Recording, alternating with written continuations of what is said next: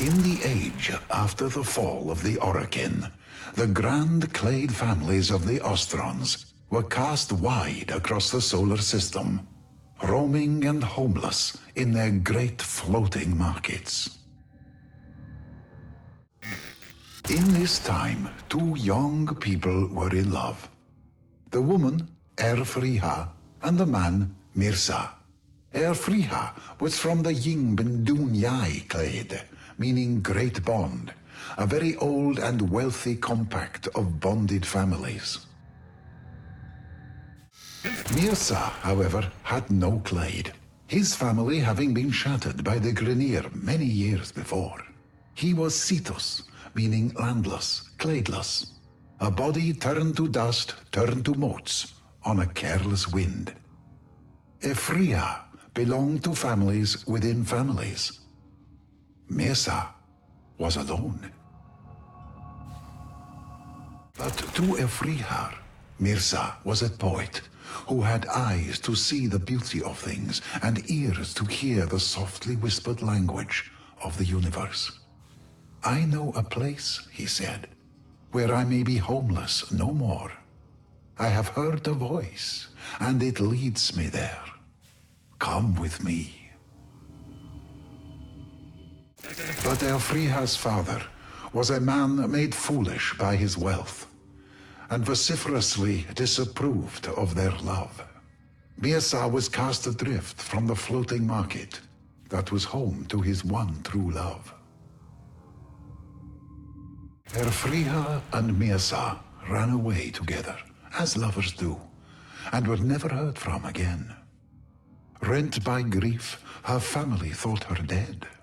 Her father passed away, clutching her cameo, at peace, thinking he would see her soon, in some moonlit afterlife. Decades later, ships entering ancient Earth's orbit were hailed from the planet's poisoned surface by an old woman's voice, gentle and knowing. Traders would call for her, greet her, offer the latest news on their families and lives, but never did they learn anything of this woman, save that she had a husband and they were somehow happy living on the toxic skin of that hostile world.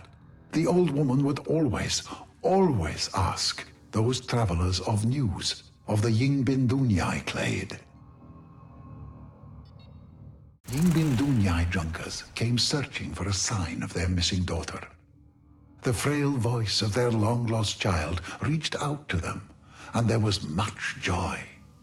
You will find us, her message said, by the light of our love.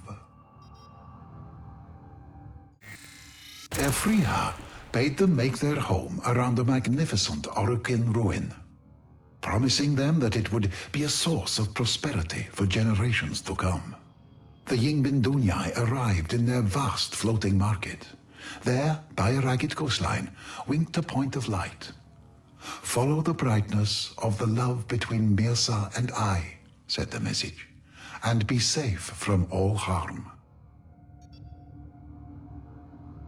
The wrathful Grineer took umbrage at this, and sought to block their passage, but upon approaching that ancient Orokin tower, found their transmissions silenced, their engines turned cold, and their weapons reduced to lumps of dead iron. She was a being of the day, her husband a spirit of the night. Erfriha was a woman of the land, Mirza a man of the sea.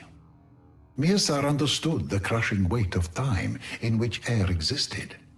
In return, air gifted pieces of its ancient self to Mirza, old things shaped to near shapelessness by 1,000 years beneath the waves. Mirza was a man dedicated to finding the sacred in the forgotten, the neglected, and took wisdom from them. After many decades, Mirza had a small collection of such gifts, such that they could be held in two cupped hands. But in them he understood the lifespan of a world, and so he had struck an accord with the creatures of the sea.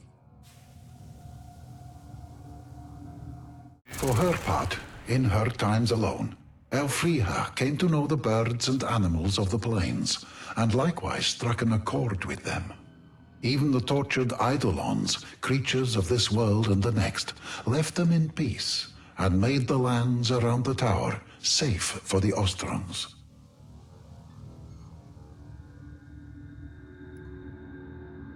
At the center of this place was the tower, and within the tower was the Unum, the voice, the force, that had called Mirza and Elfriha there so many years ago for this exact purpose. But the Unum is a being for another time, and another story. The Ostrons named their village Carifomil, family and prosperity. Elfriha was overjoyed to see her clade again, but Mirza would not enter Carifomil, for he had no family save Elfriha. Elfriha was drawn to her clade, and Mirza felt no resentment. She would one day return to them. Mirza had known it would be so. Mirza took the things the sea had gifted him over his long life, and took to his boat, and sailed out across his midnight ocean. He returned those gifts to the deep, and himself to them too. But this was no death into which Mirza stepped, for a world is made of cycles upon cycles. Mirza stepped into his midnight ocean, falling down into it. And the deeper he sank, the larger he became. This is how the oceans of came to be the home of the 1,000-year fish, legendary, vast, reclusive, the rare sight of which changes men. One of the great ancient spirits of The spirits of the land felt Elfriha's sadness, mad with grief for the loss of their friend to the spirits of the sea. The accord broke down, the animals and eidolons returning once more to wildness. And so the people of the clade, Yingbin Dunyai, rebuilt the great Oricon wall that had, in centuries gone by, ringed their gleaming tower, and never again ventured out at night. The villagers decided as one that their home would no longer be known as Carifamil, family and prosperity. From that day forward, it would be known as Cetus, landless, of no one clade, home to any who are blown as dust on the wind. Elfriha lived there the rest of her days, and for the remainder of her nights she held vigil atop the walls of Cetus, looking to the sea, and, some say, occasionally catching sight of a great fish, like an island in a midnight ocean, looking back at her with love. It is said that Mirza continued to watch over the deep, as he had always done, and Elfriha the land. Often she would stand by her husband sea, speaking in the language only those bound at the soul can know.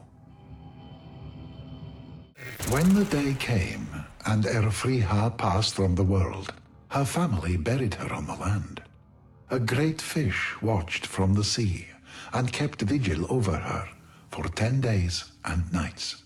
When it sank beneath the waves, it was never seen again. Some say Mirza, the 1,000-year fish, waits to this day for their story to be retold, relived, that he and Elfriha, his great love, may one day be reunited again.